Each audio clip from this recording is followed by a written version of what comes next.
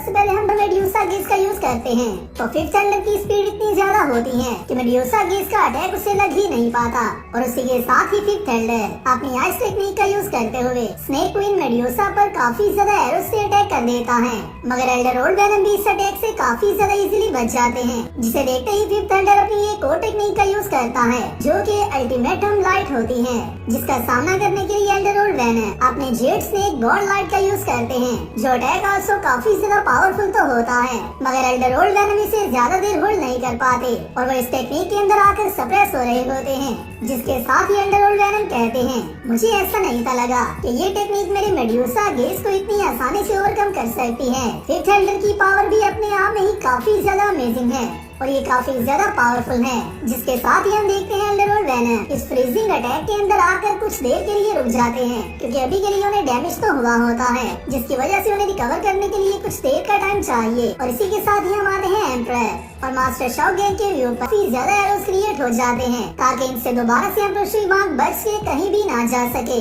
और जैसे ही एम्परर शीबांग के करीब ये सारे एरोस आ जाते हैं तो एम्परर शीबांग को भी इस बात की समझ आ जाती है कि वो बिना किसी की हेल्प के कुछ भी नहीं है, अगर वो एम्परर भी है तो वो अपने सोल्जर्स और अपने फ्रेंड्स की वजह से है जो सब उसे पावर प्रोवाइड करते हैं। मगर जैसे ही एम्परर शीबांग मरने वाला होता है उसी के साथ ही हाउचियन क्लैन की रेड स्टार्ट हो जाती है, जो कि फिफ्थ थंडर की इस टेक्निक को भी काउंटर कर लेती है और उसी के साथ ही यहाँ पर सबसे ज्यादा सोल्जर्स एम्परर शीबांग की साइड्स पर आकर जमा हो जाते हैं और उसी के साथ ही साथ फिफ्थ थंडर ने अपनी साइड्स पर जो एरिया क्रिएट किया था जिसमें टाइम और स्पेस फ्रीज हो चुके थे वो एरिया भी टोटली अनब्लॉक हो जाता है, जो होते ही फिफ्थ थंडर थोड़ा सा पेन में जाता है। और इसी के साथ ही हम देखते हैं हर जगह पर हाउचियन हैमर्स को, जो सीन सच में देखने में काफी ज्यादा अमेजिंग लग रहा होता है। और जैसे ही सबसे ज्यादा सोल्जर्स एम्परर शीबांग की साइड्स पर आ जाते हैं उसी के साथ ही इन सबको अपने क्लैन के मास्टर का ऑर्डर आता है जो कि तांग शाओ का ऑर्डर होता है और तांग शाओ अपने हाउचियन क्लैन के सारे स्टूडेंट से कहते हैं मेरी बात ध्यान से सुनो,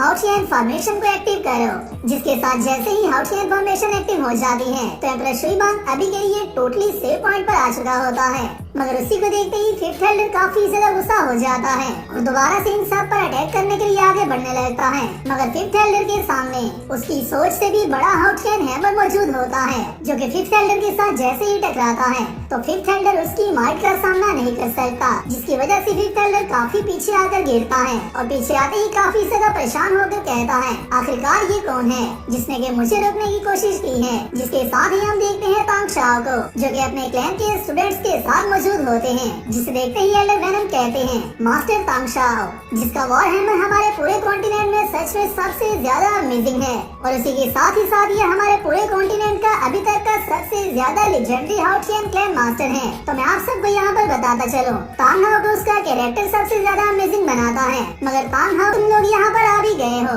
तो तुम लोग मेरा क्या बिगाड़ सकते हो और तुमने मेरे साथ इस तरह से बात करने की जुर्रत भी कैसे की। इवन के तांग चैन भी हमेशा से मेरी रिस्पेक्ट करता आया है और मुझे सीनियर कहता आया है, मुझे जल्दी से अपना नाम बताओ। मैं उस इंसान को कभी भी किल नहीं करता जिसका नाम मुझे पता ना हो। जिसके साथ ही तांग हाओ उससे कहता है अगर तो तुम इतने ज्यादा पावरफुल हो और इतने ज्यादा ओल्ड एज हो तो फिर भी तुम्हारे यहाँ पर होने का कोई फायदा भी नहीं है, क्योंकि तुम्हारा डिटर्मिनेशन किसी भी काम का नहीं है और मेरे ग्रैंडपा का नाम तो मुझे तुम्हारे मुंह से जरा भी अच्छा नहीं लग रहा, इसलिए तुम मेरे ग्रैंडपा का नाम भी मत लो। जो सुनते ही गोल्डन क्रोकोडाइल और भी ज्यादा गुस्सा हो जाता है और इसी के साथ ही अपनी सोल रिंग्स को वियर कर लेता है और इसी के साथ ही तांग हाओ से कहता है मैं भी ये देखना चाहता हूँ कि तुम्हारी इस एरोगेंट के पीछे कितनी ज्यादा पावर छुपी है। मैं 50 साल से अपने पैलेस हॉल से बाहर नहीं निकला और अगर मैं अपने पैलेस से बाहर आ चुका हूँ तो आज मैं भी ये देखना चाहता हूँ कि मेरे से नेक्स्ट जनरेशन कितनी ज्यादा पावरफुल है और तुम सब लोग जो कि मेरे जूनियर्स में आते हो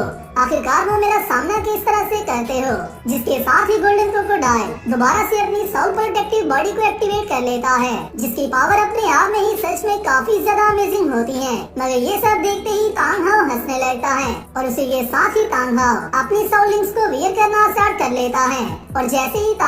ही तांग हाओ अपनी पहली ब्लैक सोल रिंग को डिस्ट्रॉय करता है उसी के साथ ही तांग हाओ की बॉडी गोल्डन शील्ड में ट्रांसफर होना स्टार्ट हो जाती है और इवन के तांग हाओ का हैमर भी गोल्डन कलर में ग्लो करने लगता है और अभी के लिए तांग हाओ के हैमर में जबकि सबसे पहले नंबर पर तांग हाओ की अपनी हाउचियन क्लैन की पावर मौजूद थी, जिसके बाद तांग हाओ उसमें हीनस स्पिरिट की पावर सेंड करता जा रहा था। उसी के साथ ही साथ तांग हाओ की डेथ गॉड डोमेन की पावर भी इसी हैमर में मौजूद थी, मगर जैसे ही इसकी रिंग डिस्ट्रॉय होने के बार तांगहाओ की रिंग की पावर उसकी बॉडी और हेवन में दोबारा से ट्रांसफर होती है तो तांगहाओ का पूरा एग्जिस्टेंस ही किसी गॉड लेवल पर पहुंच जाता है और तांगहाओ की बॉडी में से गोल्डन ग्लो बाहर निकलने लगता है। और जैसे ही ये टेक्निक कंप्लीट होती है उसको देखते ही इवन गोल्डन क्रोकोडाइल भी कहता है ये ओरा सच में काफी ज्यादा स्ट्रॉन्ग है। मगर उसी के साथ ही गोल्डन क्रोकोडाइल बिना कुछ सोचे समझे तांगहाओ पर आगे अटैक करना स्टार्ट कर देता है और सबसे पहले अपनी ब्लैक सोल लिंक को भी ये करता है जिसका यूज करते हुए वो तांगहाओ पर अपनी सोल प्रोटेक्टिव बॉडी जो कि गोल्डन क्रोकोडाइल की बॉडी होती है उसकी टेल से अटैक करने लगता है और गोल्डन क्रोकोडाइल की टेल का अटैक उसकी बॉडी का सबसे ज्यादा पावरफुल अटैक होता है जो कि इवन किसी भी स्ट्रक्चर को डिस्ट्रॉय करने की पावर रखता है। मगर जैसे ही ये अटैक तांगहाओ के पास आता है तो यहाँ पर हम लोग देख सकते हैं तांगहाओ का एग्जिस्टेंस उस लेवल तक जा चुका होता है जहाँ पर तांगहाओ जैसे ही एक एक कदम आगे बढ़ रहा होता है तो जियालिंग गेट की सारी जमीन इवन के क्रैक्स में आ रही होती है और तांगहाओ के प्रेशर की वजह से यहाँ पर होल क्रिएट होना स्टार्ट हो जाते हैं जिसके साथ ही तांगहाओ इस अटैक को देखते ही सबसे पहले अपने हैमर के साथ इसका सामना करता है और जैसे ही इन दोनों का अटैक एक दूसरे के साथ टकराता है तो यहाँ पर जो एक्सप्लोजन होता है उसके बारे में तो मैं आपको बता भी नहीं सकता क्योंकि ये ब्लो सच में काफी ज्यादा अमेजिंग होता है। और उसी के साथ ही साथ जैसे ही तांगहाओ अपने हैमर से गोल्डन क्रोकोडाइल पर अटैक करता है तो गोल्डन क्रोकोडाइल की टेल में पेन होना स्टार्ट हो जाती है और यहाँ पर हम लोग देख भी सकते हैं गोल्डन क्रोकोडाइल अपने पहले अटैक को तांगहाओ के साथ चेंज करने के बाद ही ये बात समझ चुका होता है कि वो इसका सामना नहीं कर सकता और उसके एक्सप्रेशन देखकर भी ऐसा ही लग रहा होता है कि वो ऑलरेडी पेन में है। जिसके साथ ही हमारा ये एपिसोड यहाँ पर कंप्लीट होता है। वीडियो आपको कैसी लगी है मुझे नीचे कमेंट्स में बताना और नेक्स्ट आने वाली वीडियो के लिए चैनल को सब्सक्राइब कर लेना। मैं मिलता हूँ आप सबसे नेक्स्ट वीडियो में, तब तक अपना और अपने प्यारों का ख्याल रखियो।